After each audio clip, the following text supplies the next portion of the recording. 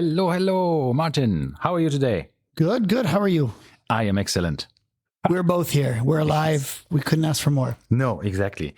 And why don't you start today with telling us what you are wearing on your What am I wearing on my wrist? Yes. My beige watch collection. Is it Another beige watch. It is my Grand Seiko SBG M221 with the beige dial and the beige strap. Is it officially called beige? No, it's not. What is it called? They don't call it anything. That's I would say it's eggshell maybe, but they do not put a color or anything on it. So it just reminds me of this. I had this once. No, but I think Hodinkee calls it beige, by the way, on their website where they do put colors, they just say beige. I had this month, I was working as a project manager for an IT department. And, the software development department, right, with like 30 developers. And I was sitting with marketing people and this software developer in a meeting. And the software developers, they couldn't take it anymore. I was like, tell us it was about colors. And I said, like, this button, this has to be a different color. This is champagne. We didn't want champagne. We wanted it to be off-white. And this is more into the chartreuse or whatever. And all of these different names of colors. And the software developers were completely not having it. I was like, what are you talking about? We have no idea. Give us a color code, right? That's it. Yeah. Just give us the number, but whatever you want. I can't sit here and waste my time talking about champagne and off-white and other colors. I just, no. I believe, yeah. So, and on your wrist is another very beige, colorless watch. Totally. I'm super. Oh, and now I think I should do that in front of the microphone. Let's see if the sound comes across. It did come across. I took the plastic, the sticker off my Omega Moonswatch mission to Uranus. Not your anus, Uranus. It's not that mission. It's funny. This mission will fail. So okay. So this is and I put it on the an AliExpress rubber strap in the same color. It looks good, yeah. It looks professional, yeah. And I haven't worn it, obviously. I have changed the straps, but I haven't worn it. And this was the first time. That's why I removed the sticker live in front of this audience. No, it's cool. You are so Did blessed. you start your chronograph for the podcast? Yeah, let's see if it works. Yeah, Very...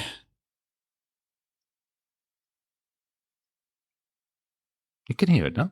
Tick, tick, tick, tick. My wife's watch is so loud. Yeah. If she leaves it on the bedside table, it keeps me up at night. Oh yeah, totally. It's absolutely insane. Sometimes, I mean, there's when people have a Swatch collection, and you put them in a drawer, and you open the drawer, and you have the resonance. You think like, my God, what's happening here? Yeah, it's amazing. It's an army of ants coming to attack. It's really, they are loud, especially the quartz swatches are really loud. But this one's not so loud for some reason. Yeah. The chronograph, for some reason, they managed to make it not so loud. Yeah. But anyway, all right. It's so less space maybe inside. Who knows? It could be. So now the one thing I wanted to mention was talking about these moon swatches. They're becoming readily available. I walk into Dubai Mall. Yes. They have 5 out of the 11, 11 colors available. Really? Yeah. In Dubai Mall, we went the other day and they gave me an option of about 5 or 6. Oh, nice. Of course, no moon, no moon, no Mercury, no Uranus, no Neptune, I want to say. What is the black one? Is that moon? Moon, yeah. The black one's the moon, the gray one's the Mars. So these were not available. No, Mars is red. Oh, sorry, Mercury. Mercury is gray. Yeah. Mars was available. So there was tons of options, which I think was cool, but of course I didn't buy one. But for, what is it, 940 Yeah, dirhams? Even for that, I wouldn't buy one. No offense. I have a moon watch, right? Do I need a moon swatch to go with it? Not really, no, in my opinion. That's true. You already have that one. Yep. So, yeah. In what case? You know what? I really like this. I mean, I have 2 now. Right? Yeah. I have the Mars and I have this one. I mean, I bought it with tax back and all the stuff in Europe. So it's even a bit cheaper. It's a good price. But I wasn't sure if I wanted to. I just bought it because it was available. It was and there. I could get it. So well, now don't go to Dubai Mall because you're going to end up buying more. Yeah, I don't know. I'm not the biggest fan of the Moonswatch, I have to admit. But I like this color for some reason. Yeah, this is the thing. This is I like this one. Tiffany blue. I wanted the black one because I wanted a black one with different straps. I wanted just to just experiment with different straps on it with a normal black one. Are the spring bars plastic as well? No, they're metal. They're proper.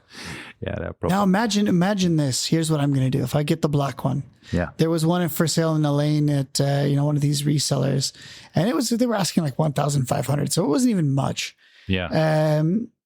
So in Elaine they have these resellers at one of the malls, and they had one for I think 1,500, and I didn't buy it. I could have probably negotiated a little bit more. But point of my story is I do have for my Speedy the black NATO strap. Yes. And I was thinking, imagine with the original Omega NATO strap, having the Moonswatch on that would be a really, really cool combo. Yeah, I think with the different colors Omega straps that they have there, it could be really nice. I mean, the strap will be more expensive than the watch, which is... No. I think once again, 600-700 for the strap. So roughly the same.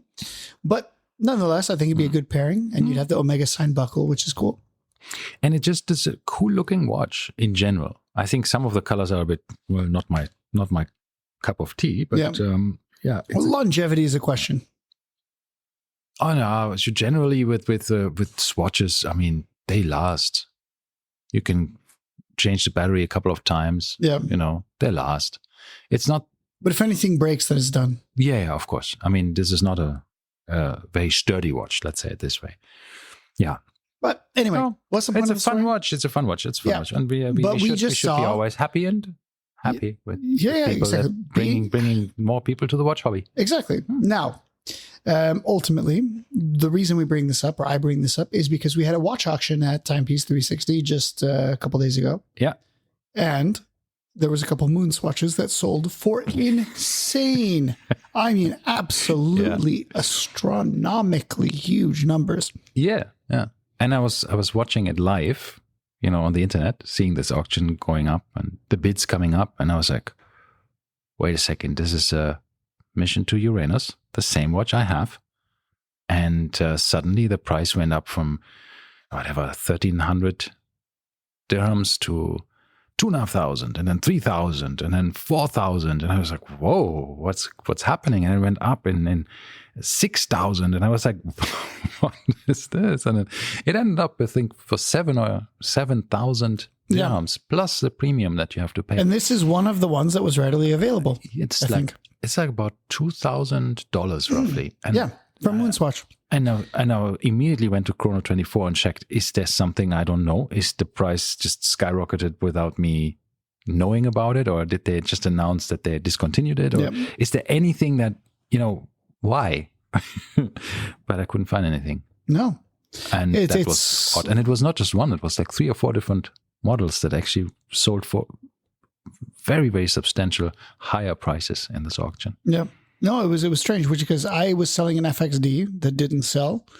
I was bidding on a Hamilton, which I got outbid on. So it seems like my watch didn't sell. But in the grand scheme of things, we had somebody paying 8,000 plus buyer's premium, putting you at 9,000, almost 9,500. Yes, if memory serves.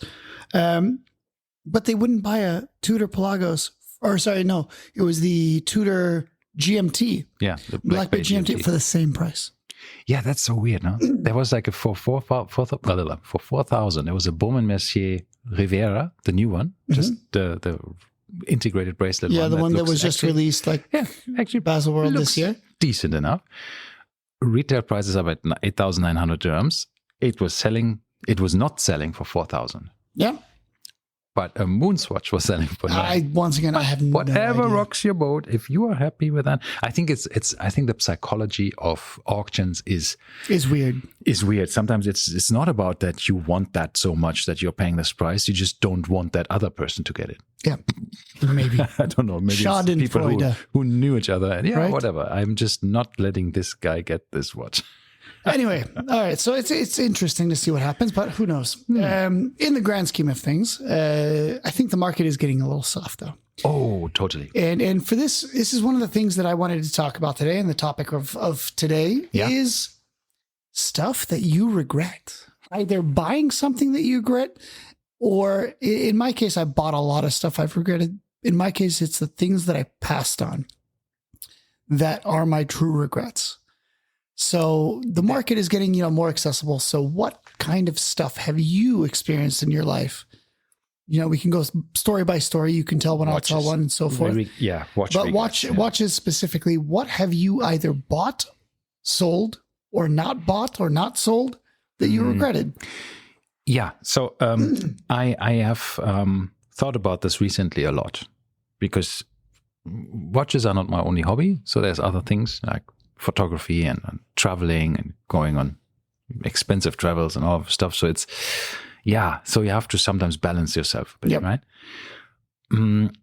Because there's a couple of watches that I regret selling. 100%. Your first Rolex, you mentioned this a couple of times Rolex, already. My second Rolex, my first Breitling. There's a couple of watches. My first Breitling was my first real luxury watch. And I sold this one day because I just wasn't wearing it. And I loved that watch. I loved the design. I just wasn't wearing it because I had other more expensive watches. And because it was my first one, I somehow felt it's like not adequate enough or whatever. The moment I sold it, I regretted that.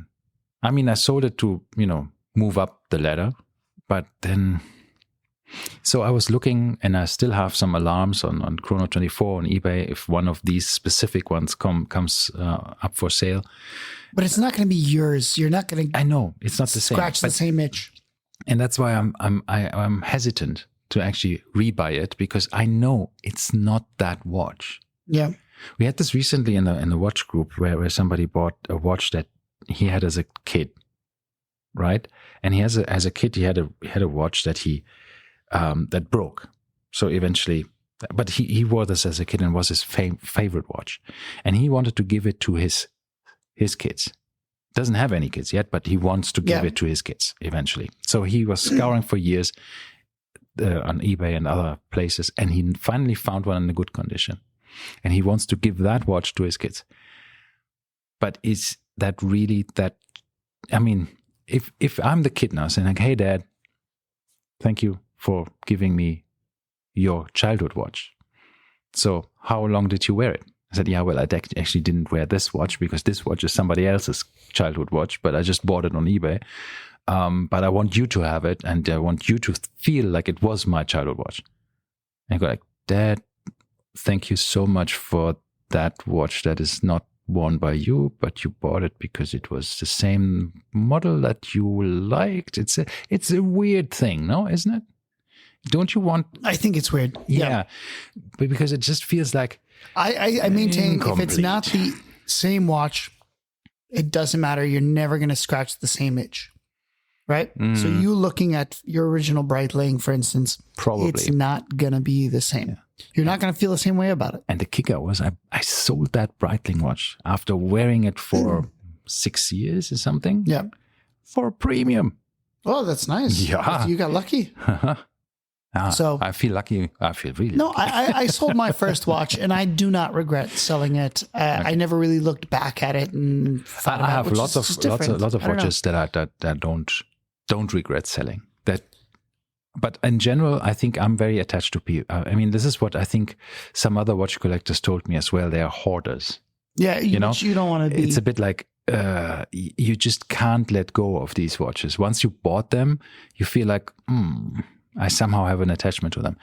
But I learned to sell watches. It wasn't easy in the beginning for me, but it became easier and easier as time goes by. But still regret sometimes to sell the watch, but I'm getting over it quite quickly. So the thing is, I don't get over things very quickly. So this is one of my issues. For instance, I bought one of the watches that I saved for ages, and my first real proper watch. I don't know. I shouldn't say, but my first Rolex, we'll say.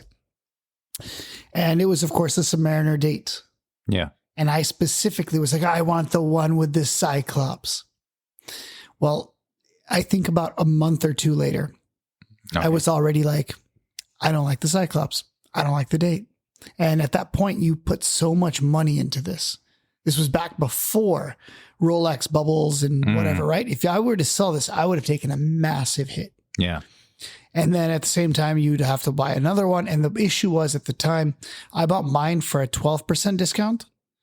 And right around that time, about 6 months later, when I truly was like, I'm sick and tired of this date window, I want a no date. When I started looking around, they were only doing 5% discounts by that point. Okay. And the issue was, I could have just from the very get-go bought the right watch, and I would have saved so much money. It was 1,000 euros or $1,000, 4,000, 5,000 dirhams cheaper than what I paid for it in the long run.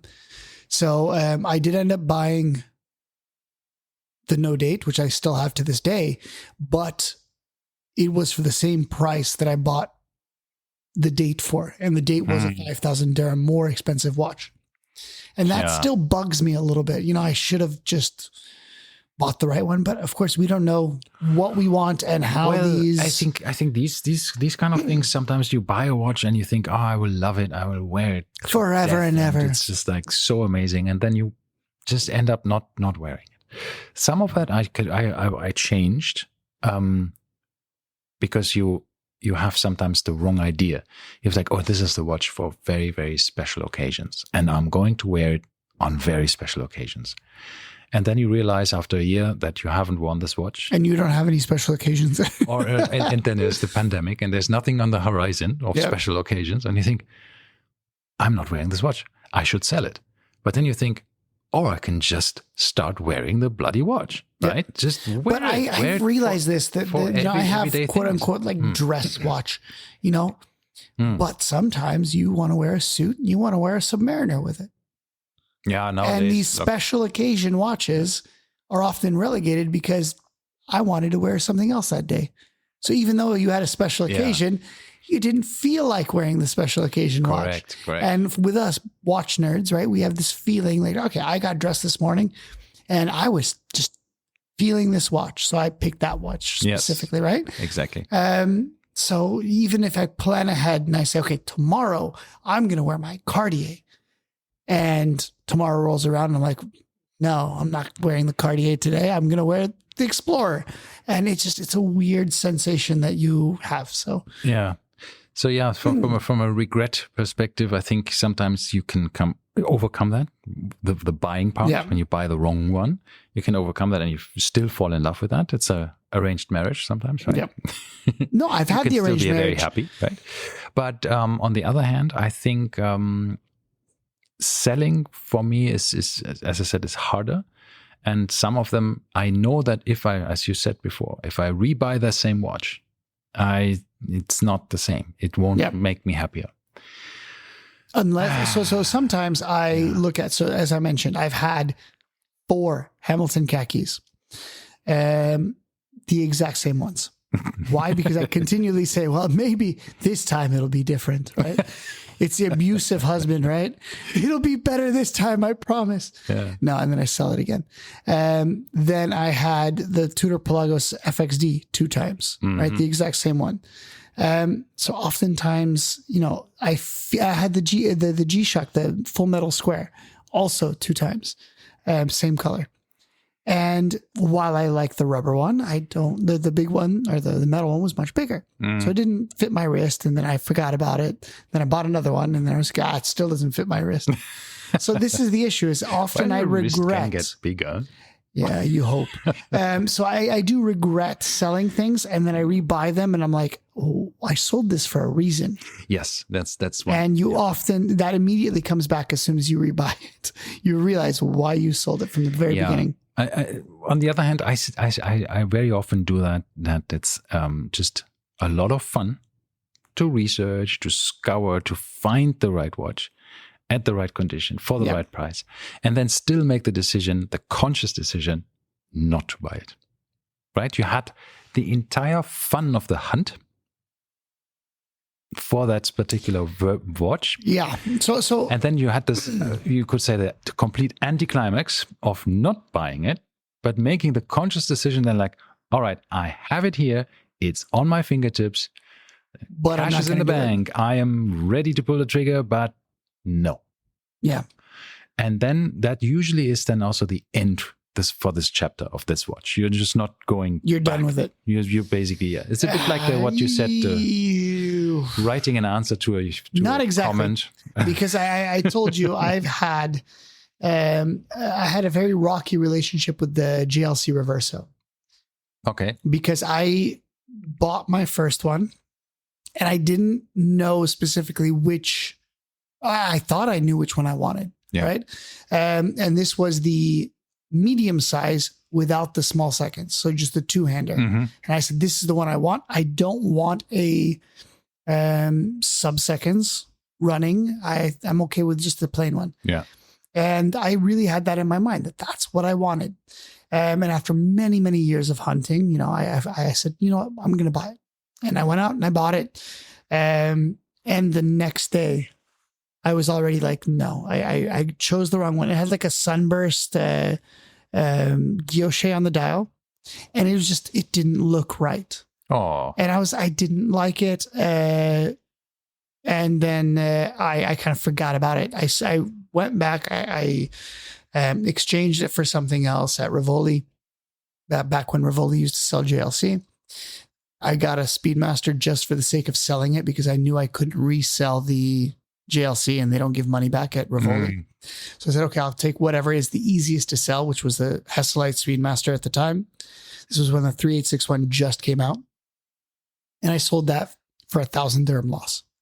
Okay. So it was fairly easy to sell that. But anyway, point of story is I thought this chapter was over.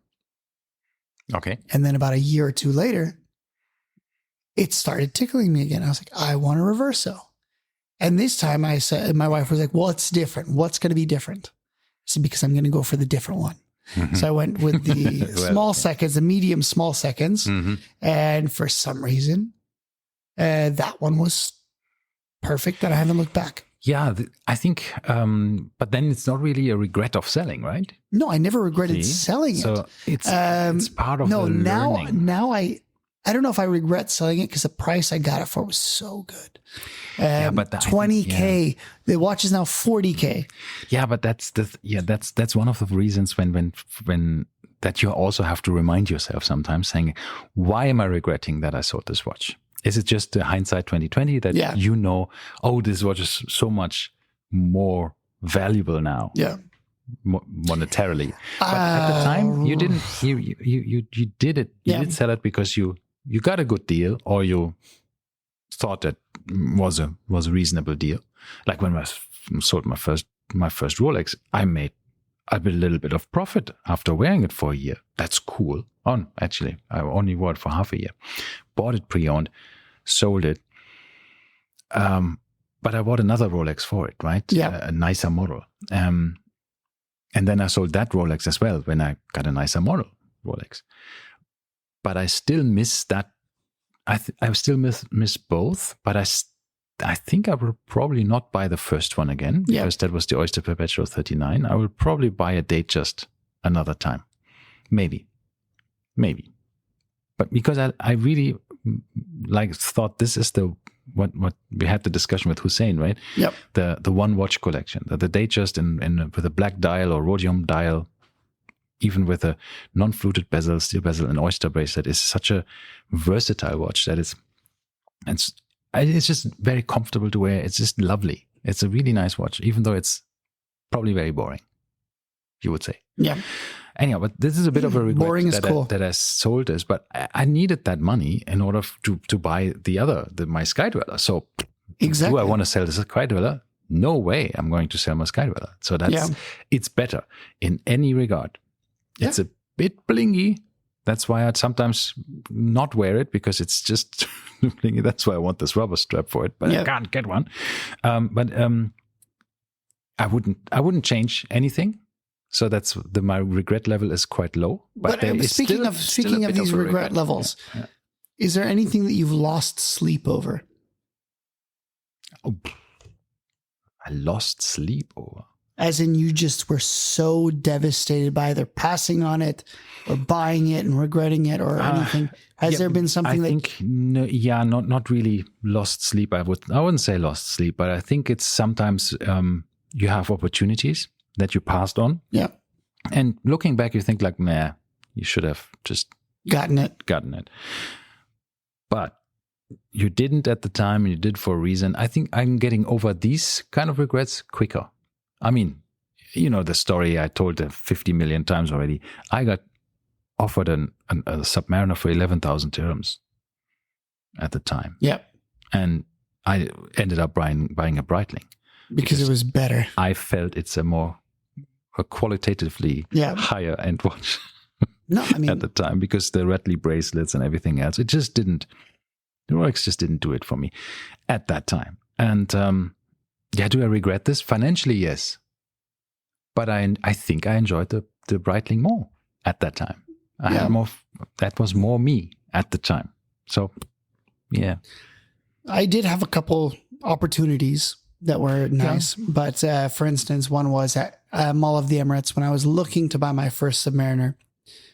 I remember the price of the Submariner at the time with the 12% discount was 26,700. Mm-hmm. Okay. Date. Yeah. Or 24,000 for the no date. Yeah. Which is fantastic prices. So they didn't have at that specific day, they didn't have the Submariner date. They had the Sea Dweller 4K. Mm-hmm. The ceramic bezel, the one that was discontinued after 2 years. It's the 40 millimeter version? 40. Yeah, that's a lovely one. So the lady said, this one's discontinued. I already knew it was discontinued. She said, this one's discontinued, so we can give you 15% discount. And I was like, and I said, no, because I think that made it like, it was a more expensive watch to begin with. I think it made it somewhere around 30K.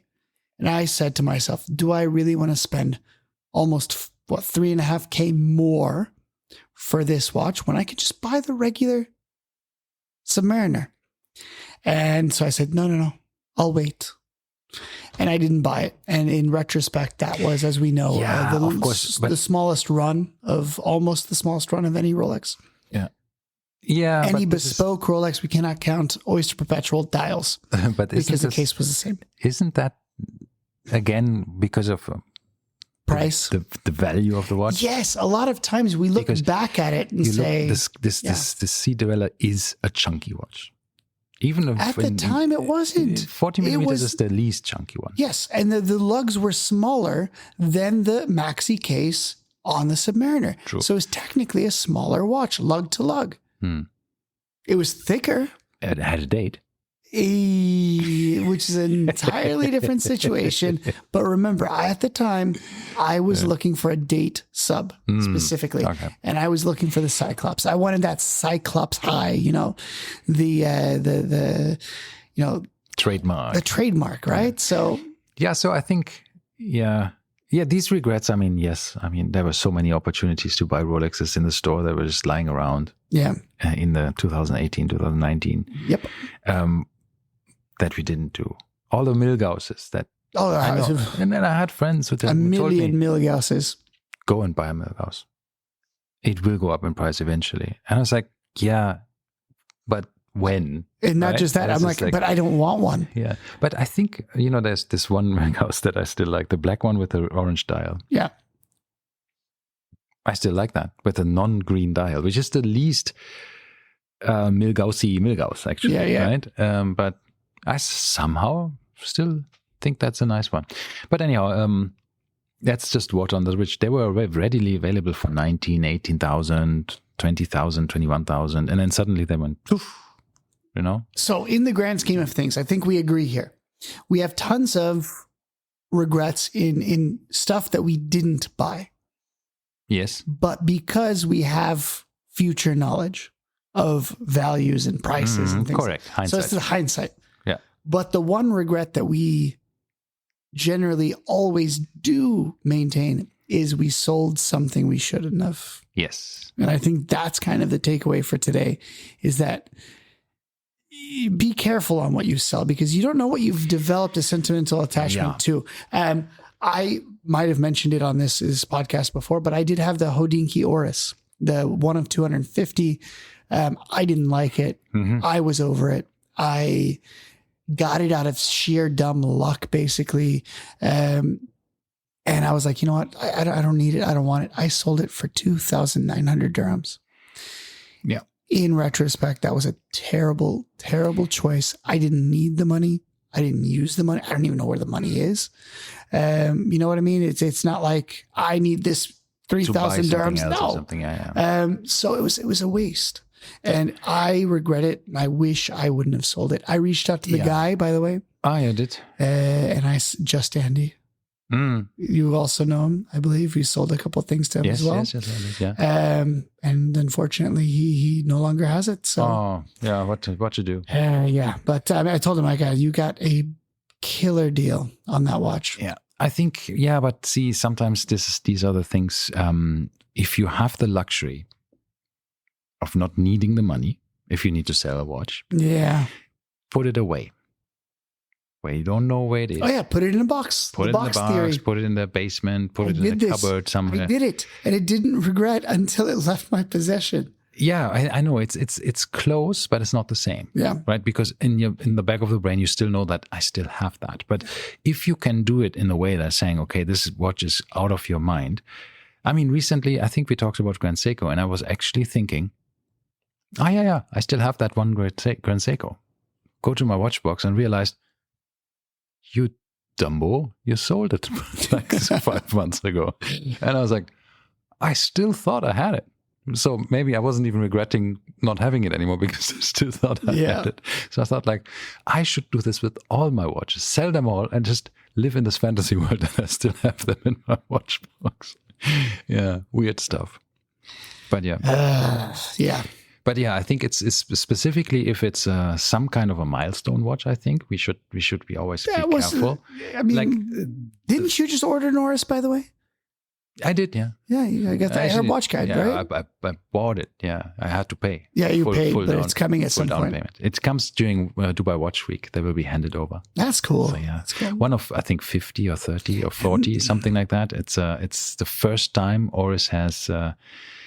Everything is Arabic, right, on the watch, and it's also the logo. You're going to have some trouble reading it.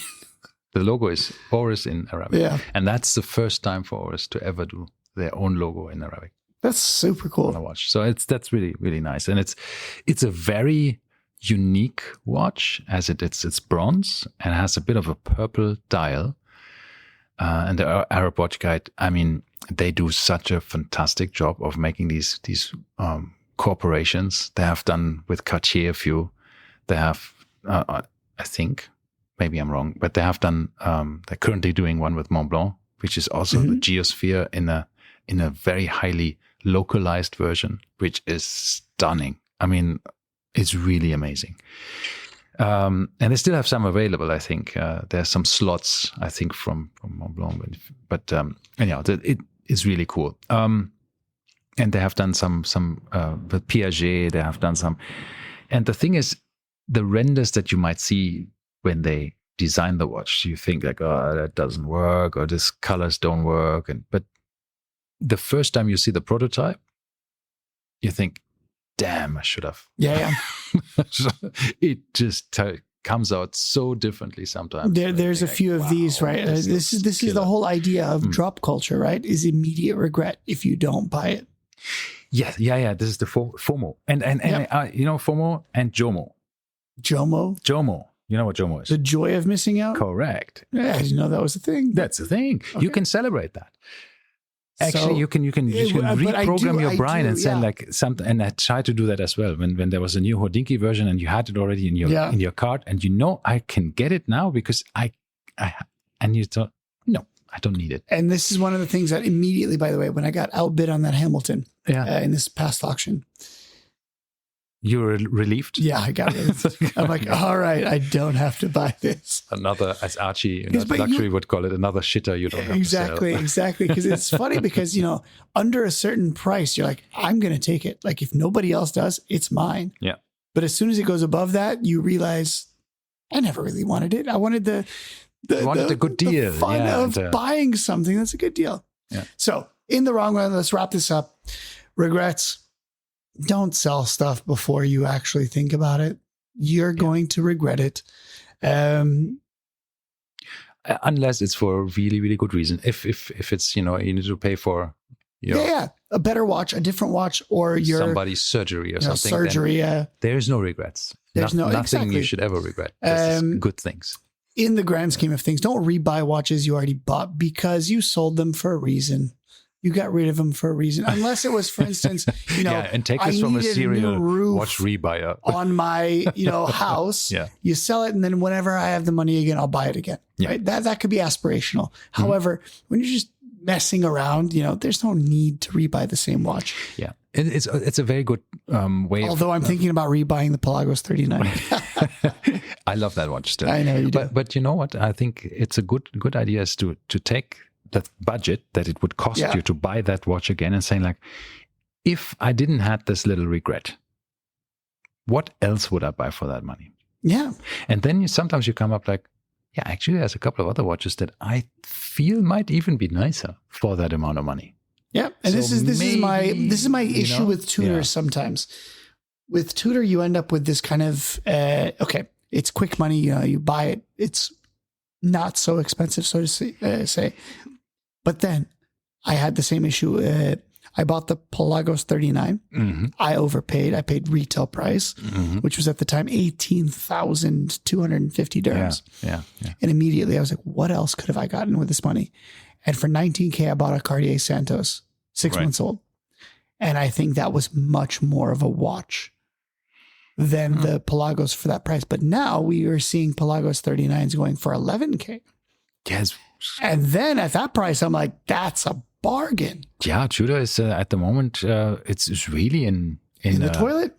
Yeah, the retail prices are, let's say, in the toilet. I mean, it's a great buyer's market. It is.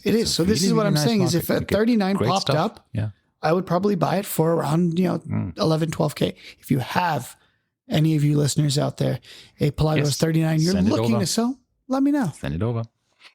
Okay. All right, guys. Thank you very much. Once again, follow us at the Lume Plotters on Instagram and all the other socials. Yeah, thanks for listening, and I hope you tune in next time again. See you. Bye-bye. Thank you. Bye-bye.